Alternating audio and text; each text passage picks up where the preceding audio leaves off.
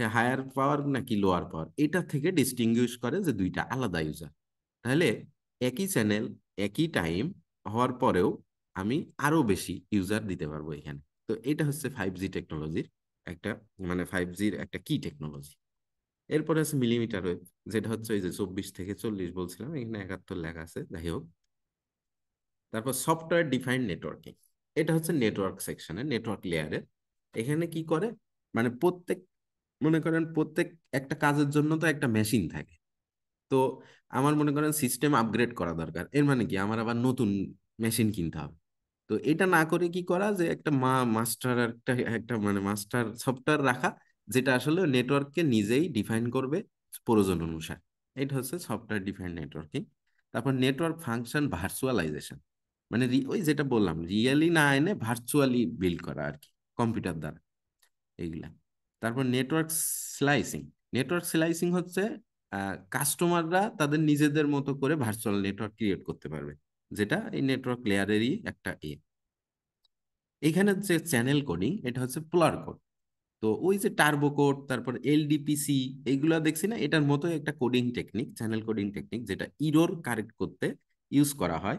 এটা হচ্ছে পোলার কোড। তো পোলার কোডে কি করে আর টার্বো কোডে কি করে আমি একটু বলি। টার্বো কোডে করে হচ্ছে আহ, ওই যে রিডান্ডেন্সি, অর্থাৎ অরিজিনাল মেসেজের সাথে কয়েকটা এক্সট্রা বিট অ্যাড করে দেয়। হ্যাঁ, টার্বো কোড। আর পোলার কোড হচ্ছে, ও সরি, না না না, টার্বো কোডে হচ্ছে দুইটা, মানে দুইবার এনকোড করে। টার্বো কোড কি করে, মনে করেন আপনি 1001 একটা মেসেজ পাঠাইছেন, টার্বো কোড কি করে, ওইটাকে প্রথমে এনকোড করে, করে মাঝখানে একটা ইন্টারলিভার নামে একটা জিনিস আছে, ও কি করে ওইটাকে রিসাফল করে, রিসাফল করে সেকেন্ড এনকোডারে দেয়। এনকোডার এবার ওটাকে আবার এনকোডার করে, এনকোড করে, করে তারপরে পাঠায়। এটা হচ্ছে টার্বো কোড। আর রিসিভারে ওই অনুসারে রিকভার হয় আর কি। আর পোলার কোড হচ্ছে, এখানে হচ্ছে দুইটা চ্যানেল ক্রিয়েট থাকে, একটা হচ্ছে ব্যাড চ্যানেল, একটা হচ্ছে গুড চ্যানেল। গুড চ্যানেলের মধ্যে অ্যাকচুয়াল ইনফরমেশন পাঠায়, আর ব্যাড চ্যানেলের মধ্যে রিডান্ডেন্সি যে ডাটাগুলো, বিটগুলো, এগুলো পাঠায়। টেকনিক আলাদা, একটার থেকে একটা আলাদা, সুবিধা অসুবিধা আছে আর কি। তো এইগুলা পোলার কোড। এখন বর্তমানে 5G কি অবস্থায় আছে, এই যে বলছিলাম যেটা 2019 সালে এই যে এসকে টেলিকম আর ভেরিজন তারা মারামারি করে আর কি। তো 2022 সালে মোর দেন 1 বিলিয়ন 5G ইউজার এই সারা ওয়ার্ল্ড ওয়াইড আছে, যেখানে 2024-এ এসে এটা হচ্ছে আপনার 200 অপারেশনাল 5G নেটওয়ার্ক আছে এই বর্তমানে। হ্যাঁ, এবং 700 ডিফারেন্ট 5G স্মার্টফোন মডেলস, হ্যাঁ, বাজারে আছে। এর মধ্যে আবার চায়না হচ্ছে অলরেডি তাদের দেশের 90% 5G কাভারেজ করে ফেলছে। অর্থাৎ তাদের যতগুলো বেজ স্টেশন আছে, তার মধ্যে 90%, প্রায় 3 মিলিয়ন 5G বেজ স্টেশন তারা করে ফেলছে। আর এই যে রেটটা, এই যে 5G স্ট্যাটিক্স এর যে রেটটা, এই রেটটা 2028 সালে এটা হওয়া, মানে expected to be 4.6 billion subscriber, যেটা সারা ওয়ার্ল্ড ওয়াইডের মোবাইল ইউজারের মধ্যে 50%। অর্থাৎ ওয়ার্ল্ড ওয়াইডে 28 সালে মোবাইল ইউজার থাকবে প্রায় হচ্ছে 10 বিলিয়নের মতো, সেখানে হচ্ছে 4.6 আর কি 5G কমিউনিকেটেড থাকবে। তো 5G এই সে আগাচ্ছে।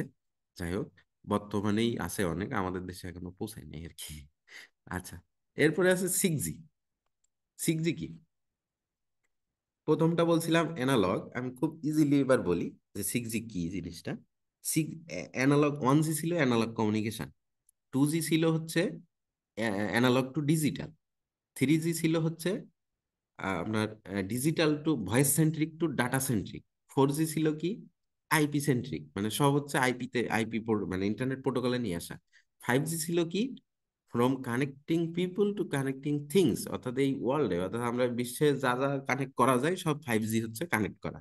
6G হচ্ছে, 6G হচ্ছে আইএসটিএন নেটওয়ার্ক। আইএসটিএন কি, ইন্টিগ্রেটেড স্পেস অ্যান্ড টেরিস্টেরিয়াল নেটওয়ার্ক। তো টেরিস্টেরিয়াল মানে 5G পর্যন্ত সবই কিন্তু নন টেরিস্টেরিয়াল। হ্যাঁ, টেরিস্টেরিয়াল আর কি।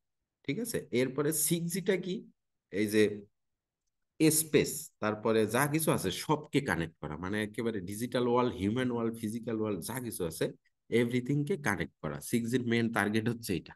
অর্থাৎ এতদিন ছিল শুধুমাত্র ওয়ার্ল্ডের সারফেস বরাবর কমিউনিকেশনটা, মানে কানেকশনটা 5G যেটা, এখানে 6G হচ্ছে পুরো দুনিয়াটাকে কানেক্ট করা আর কি, দুনিয়া বলতে বিশ্ব ব্রহ্মাণ্ড কানেক্ট করা, মানে স্পেসটাকেও সাথে আমার যে সারফেস আছে বা সারফেস কমিউনিকেশন এটাকেও কানেক্ট করা। তো এটার ইনিশিয়েটিভ কবে হয়েছে? 2018 সালে। আমরা এখন 24। হ্যাঁ, 2018 সালে রিসার্চ ইনিশিয়েটিভ নেয়। হ্যাঁ, ফিনল্যান্ডের একটা ইউনিভার্সিটিতে। তো এটার ইনিশিয়েটিভ লঞ্চ হয় ওইখানে। এরপর 2019 সালে স্পেকট্রাম অ্যালোকেশন হয়, যে কোন স্পেকট্রামে এটা কাজ করবে। যেমন 5G হচ্ছে মিলিমিটার ওয়েভে কাজ করে, তো এরকম 6G কোন স্পেকট্রাম, এটা হচ্ছে 95 GHz থেকে 3 THz, অর্থাৎ টেরাহার্জ রেঞ্জে এটা এই স্পেকট্রাম লাইসেন্সটা করে, যেটা এফসিসি আর কি, ফেডারেল কমিউনিকেশন যেটা, ওইটা আর কি, এরা হচ্ছে স্পেকট্রাম লাইসেন্স দেয়। তো 2019 সালে এটা দিয়েছে। এরপরে সাউথ কোরিয়া ওই 2019 সালেই, হ্যাঁ, নোকিয়া, তারপর এরিকসন, স্যামসাং যারা আছে, এরা অলরেডি রিসার্চ কোলাবোরেশন শুরু করে দিয়েছে 2019 সালেই। আর চায়না 2019 সালেই, সবই 2019 সালের মানে ইনিশিয়েটিভটা, ওরা চায়না দুইটা গ্রুপ আর কি, যাদের মধ্যে 37টা ইউনিভার্সিটি এবং রিসার্চ ইনস্টিটিউট, হ্যাঁ, শুধুমাত্র 6G প্রমোট করার জন্য এবং 6Gর উপরে ফোকাস করেই ভার্সিটি করছে। অর্থাৎ 37টা ইউনিভার্সিটি অ্যান্ড রিসার্চ ইনস্টিটিউট আছে চায়নাতে, যাদের কাজই হচ্ছে শুধুমাত্র 6G নিয়ে রিসার্চ করা। আর জাপানে 2019 সালে প্রায় $2 বিলিয়ন 6G সাপোর্টের জন্য ওইখানে এনটিটি আর ইন্টেল ওরা গ্রুপে কাজ করতেছে 19 সাল থেকে এ নিয়ে। তো 6G কি কানেক্টিভিটি, তারপরে ইউবিকুইটি, ইউবিকুইটি, তার মানে সব জায়গায়, হ্যাঁ, রুরাল, সি, urban, media, video, office, banking, defence, drone, mobile সবই কানেক্টেড থাকবে 6Gর। এটাই হচ্ছে এটা। এই ছবিটা দেখলে আরো ক্লিয়ার হবে, যেটাকে বলে আইএসটিএন, অর্থাৎ integrated space and terrestrial network. এখানে কি, নর্মালি আমাদের যে 5G কমিউনিকেশন পর্যন্ত, এই যে গ্রাউন্ড বেসড নেটওয়ার্ক পর্যন্ত, গ্রাউন্ড বেসড নেটওয়ার্ক পর্যন্ত 5G কমিউনিকেশন অ্যাকচুয়ালি। এখন এর মাঝখানে আরো দুইটা লেয়ার, একটা হচ্ছে স্পেস ব্রন নেটওয়ার্ক আর একটা হচ্ছে এয়ারবোন। এয়ারবোনে কি থাকে, হ্যাপ থাকে, হ্যাপ বা ল্যাপ। হ্যাপ হচ্ছে কি হাই অ্যালটিটিউড প্ল্যাটফর্মস, ল্যাপ হচ্ছে লোয়ার অ্যালটিটিউড প্ল্যাটফর্মস, এগুলো ড্রোন বলতে পারেন আর কি, ড্রোন বা বিমান এগুলাই আর কি। তো ইউএভি অর্থাৎ ওই যে ড্রোন গুলো আর কি, হ্যাঁ, কুমুলুস এটা মেঘপুঞ্জ আর কি, এখানে যা ছবিতে দিছে এটা কোনো কমিউনিকেশনের আচ্ছা যাই হোক। তারপর লিও, মিও, জিও, মানে স্যাটেলাইট কমিউনিকেশন তো আছে অলরেডি। জিওতে জিও আছে, লিওতে লিও, মিওর স্যাটেলাইট মিও, কিন্তু তাদের মধ্যে কমিউনিকেশনটা ওইভাবে নাই। এটাকে বিল্ড করা এবং ওইটার সাথে আবার গ্রাউন্ডের কমিউনিকেশন বিল্ড করা হচ্ছে 6Gর মেইন পারপাস। তো মনে করেন আমার যদি জিও তো স্টেশনারি, জিও স্টেশনারি অর্থাৎ স্যাটেলাইটটা স্টেশনারি, ওয়ার্ল্ডের সাপেক্ষে, আর্থের সাপেক্ষে এটা স্টেশনারি। কিন্তু যেগুলো মিও বা লিও, এগুলো তো আর্থের সাপেক্ষে স্টেশনারি না, এটা একটা স্পিডে চলে।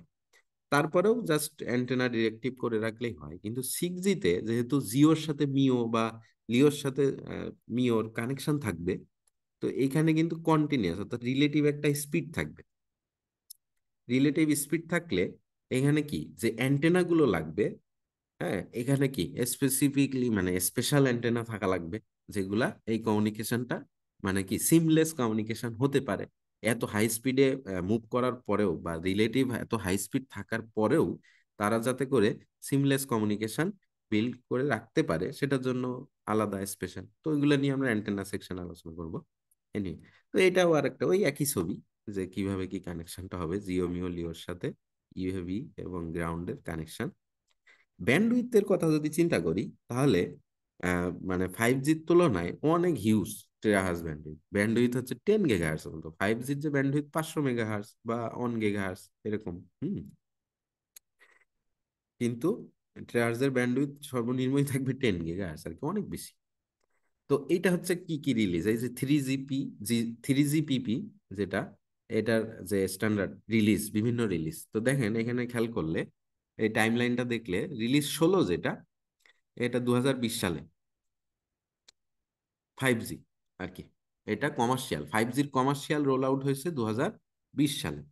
এরপরে হচ্ছে 2023-এ হচ্ছে 5G অ্যাডভান্স, যেটা রিলিজ 18, এটা আসছে আর একটু আর কি অ্যাডভান্স। আর 6Gর যে ইনিশিয়েটিভ, এটা কিন্তু 2020-এর আগেই শুরু হয়ে গেছে, রিসার্চ ইনিশিয়েটিভ, যেটা একটু আগেই বললাম। এরপরে হচ্ছে 2022-এর দিকে হচ্ছে আপনার এই যে টেস্ট বেঞ্চ এবং টেকনোলজির যে ডেমনস্ট্রেশন এটা হয়েছে। তারপরে 2025-এ expected to pre commercial trial, মানে ডেমো, যেটা ডেমো ভার্সন 26-26-এর দিকে হওয়ার কথা।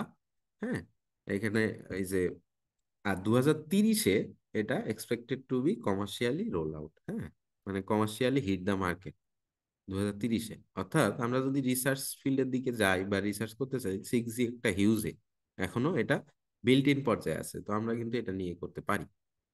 যাই হোক, তো এইখানে আইএমটি 2030 একটা কথা বলা আছে। আইএমটি বলতে ইন্টারন্যাশনাল মোবাইল টেলিকমিউনিকেশন। তো আইএমটির কাজ কি? ওই যে 3GPP যেটা, এটা হচ্ছে আইএমটি